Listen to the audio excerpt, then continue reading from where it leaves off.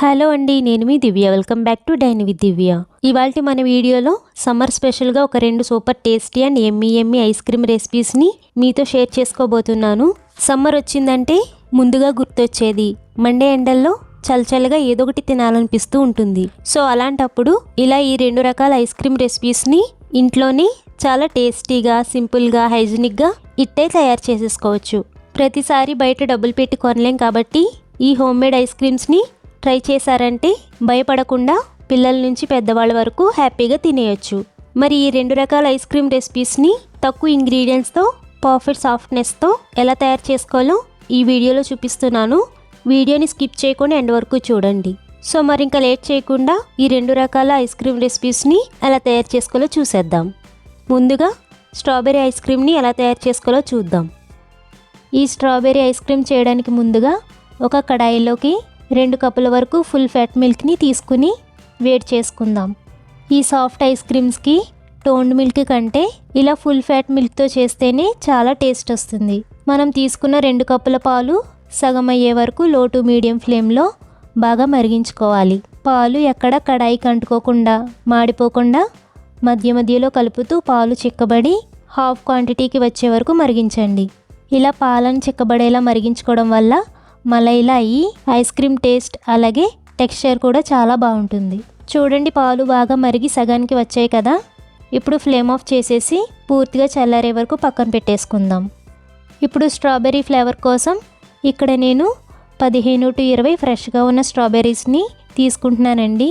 ఎలాంటి artificial colours use చేయకుండా ice cream పార్లర్లో తినే strawberry ice cream light pink కలర్లో ఎలా ఉంటుందో అదేవిధంగా ఈ స్ట్రాబెర్రీస్తోని న్యాచురల్ కలర్ని తెప్పించవచ్చు.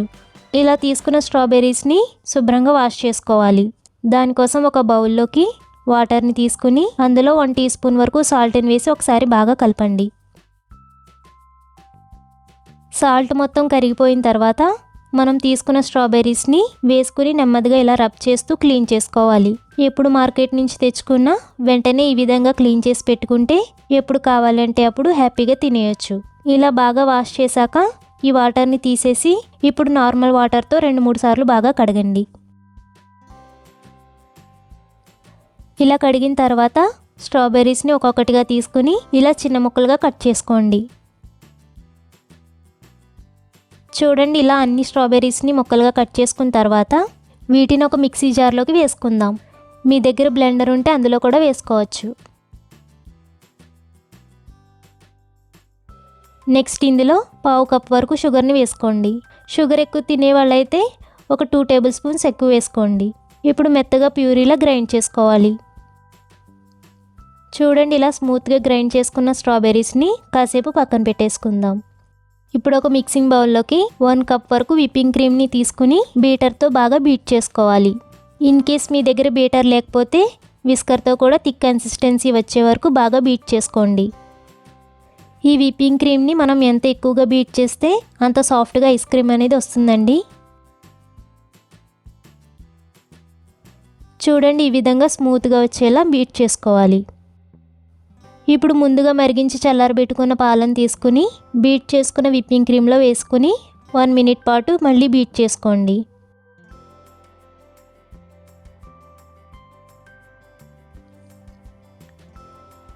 ఇలా బీట్ చేశాక గ్రైండ్ చేసి పెట్టుకున్న స్ట్రాబెర్రీ ప్యూరీని ఇందులో వేసి ఒకసారి బాగా కలుపుకోవాలి.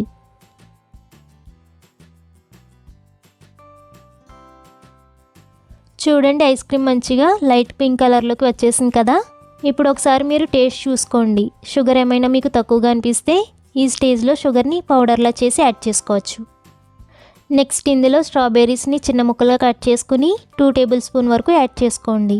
ఇలా స్ట్రాబెర్రీ ముక్కల్ని వేస్తే ఐస్ క్రీమ్ తింటున్నప్పుడు ఈ స్ట్రాబెర్రీ ముక్కలు మన పంటికి తగులుతూ ఎక్స్ట్రా ఫ్లేవర్ని అలాగే ఎక్కువ టేస్ట్ని ఇస్తాయి. ఇప్పుడు ఒకసారి బాగా మిక్స్ చేయండి.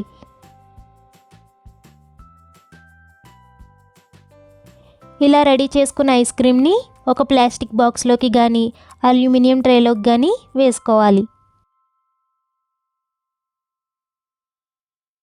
ఇప్పుడు ఐస్ క్రీమ్ని మూత పెట్టేసి ఫస్ట్ ఒక 2 గంటల పాటు ఫ్రీజర్లో ఉంచండి.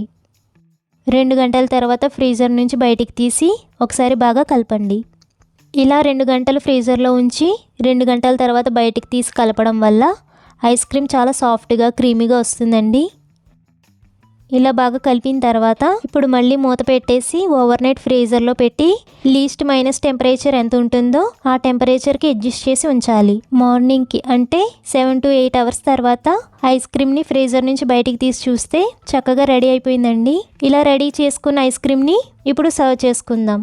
ఇలాంటి ఒక స్కూప్తో కానీ మీ దగ్గర స్కూప్ లేకపోతే లోతుగా ఉండే చిన్న స్పూన్తో కానీ ఐస్ క్రీమ్ని తీసుకుని ఒక ప్లేట్లోకి కానీ బౌల్లోకి కానీ సర్వ్ చేసుకోండి.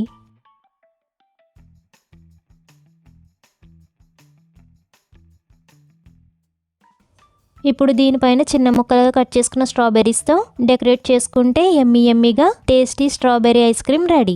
నెక్స్ట్ రెసిపీ వచ్చేసి నల్ల ద్రాక్ష పళ్ళతో చేసుకుని బ్లాక్ కరెంట్ ఐస్ క్రీమ్ని ఎలా తయారు చేసుకోవాలో చూద్దాం. ఈ బ్లాక్ కరెంట్ ఐస్ క్రీమ్ని చేయడానికి ఇక్కడ నేను 250 గ్రామ్స్ వరకు సీడ్స్ లేని ఎక్కువ తీయగా ఉండే నల్ల ద్రాక్ష పళ్ళను తీసుకుంటున్నాను. ఈ ఐస్ క్రీమ్ని ఈ ద్రాక్ష పళ్ళతో చేస్తేనే టేస్ట్ బాగుంటుందండి. పుల్ల ద్రాక్ష మాత్రం పనిచేయదు. ఇప్పుడు వీటిని బాగా శుభ్రం చేసుకుందాం. ఒక బౌల్లో తగినంత వాటర్ని వేసుకుని ఇందులో 1 spoon baking soda 1 spoon salt వేసుకుని ఒకసారి బాగా కలపండి. ఇప్పుడు ఈ వాటర్లో మనం తీసుకున్న గ్రేప్స్ని వేసుకుని 5 నిమిషాల పాటు అలా వదిలేయాలి. 5 నిమిషాల తర్వాత గ్రేప్స్ని నెమ్మదిగా రబ్ చేస్తున్నట్టు కడగండి. దీనివల్ల గ్రేప్స్ మీద అప్లై చేసిన పెస్టిసైడ్స్ అలాగే వైట్ పౌడర్లా ఉండే కెమికల్స్ కూడా పోతాయి. ఇలా బాగా కడిగిన తర్వాత ఈ వాటర్ని తీసేసి మళ్ళీ నార్మల్ వాటర్లో వేసేసి 2-3 సార్లు బాగా వాష్ చేసుకోవాలి.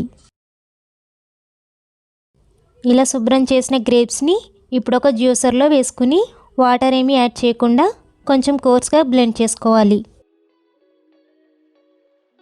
ఇలా బ్లెండ్ చేసుకున్న గ్రేప్స్ని ఒక కడాయిలో వేసుకుందాం. నెక్స్ట్ ఇందులో 1/2 కప్ వరకు పంచదారను వేసుకోవాలి. స్వీట్ తక్కువ తినేవాళ్ళు షుగర్ని చూసుకుని వేసుకోండి.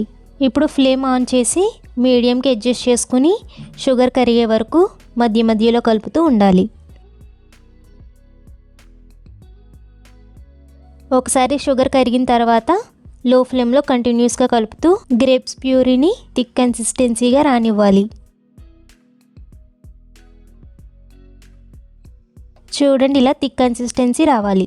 అలా వచ్చిన తర్వాత ఫ్లేమ్ ఆఫ్ చేసేసి ఈ గ్రేప్స్ జెల్లీ మిక్స్ని ఒక బౌల్లోకి తీసేసుకుందాం. ఇప్పుడు ఈ గ్రేప్ మిక్స్ని పూర్తిగా చల్లారే వరకు కాసేపు పక్కన పెట్టేసుకుందాం. ఇది చల్లారేలోపు మిగిలిన ప్రాసెస్ని చూద్దాం. ఇప్పుడు ఒక మిక్సింగ్ బౌల్లోకి 1 కప్ వరకు చల్లగా ఉండే విప్పింగ్ క్రీమ్ని వేసి సాఫ్ట్ పీక్ అయ్యేంత వరకు బాగా బీట్ చేయండి. సాఫ్ట్ పీక్ అంటే బాగా చిక్కగా స్మూత్ కన్సిస్టెన్సీలా నొరగలా రావాలి.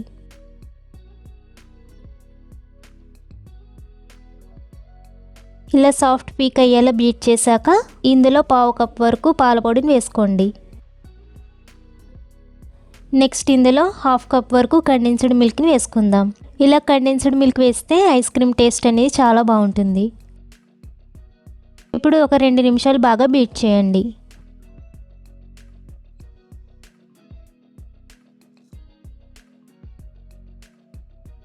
బీట్ చేసిన తర్వాత ఒకసారి బాగా కలపండి.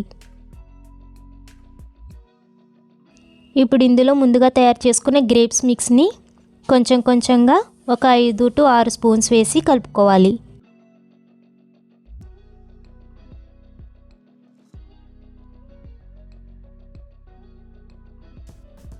ఇప్పుడు మళ్ళీ ఒక 4 స్పూన్స్ వేసి బాగా మిక్స్ చేయండి.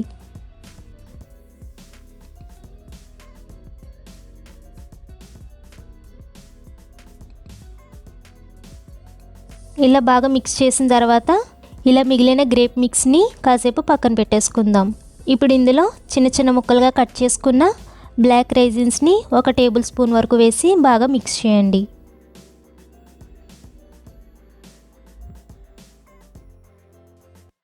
ఇలా రెడీ చేసుకున్న ఐస్ క్రీమ్ మిక్స్ని ఇలాంటి ఒక ట్రేలోకి వేసుకుందాం. ఇప్పుడు దీనిపైన ముందుగా మిగిలిన గ్రేప్ మిక్స్ని వేసుకుందాం.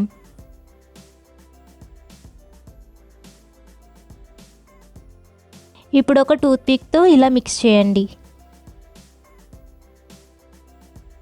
ఇప్పుడు దీనిపైన ఇలా అల్యూమినియం ఫాయిల్ పేపర్తో కవర్ చేసుకుని ఫ్రీజర్లో కనీసం 7-8 గంటల పాటు లేదా నైట్ అంతా తక్కువ టెంపరేచర్లో ఉంచాలి.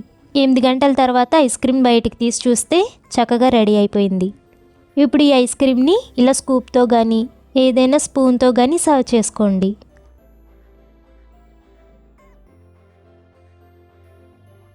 ఇలా సర్వ్ చేశాక దీనిపైన కొద్దిగా బ్లాక్ రైజిన్స్తో డెకరేట్ చేసుకుంటే yummy and tasty black currant ice cream ready.